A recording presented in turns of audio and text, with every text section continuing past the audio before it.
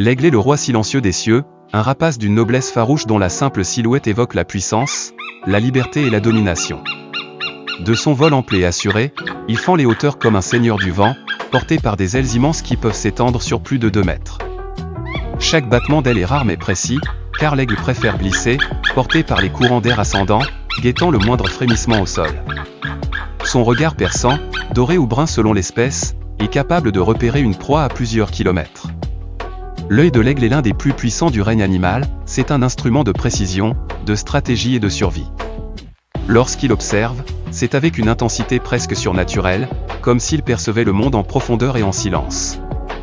Sa tête fière est coiffée de plumes épaisses, parfois hérissées selon l'espèce, comme l'aigle royal. Son bec crochu, puissant et tranchant, témoigne de son statut de prédateur. Il n'est pas cruel, mais efficace, il tue pour vivre, sans bruit, sans cruauté, avec la rigueur d'un chasseur né. Le corps de l'aigle est tout en musclé en équilibre.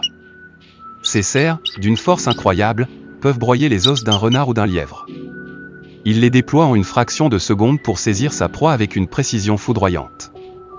L'aigle chasse seul, car il ne dépend de personne. Il est l'image même de l'autonomie et de la souveraineté.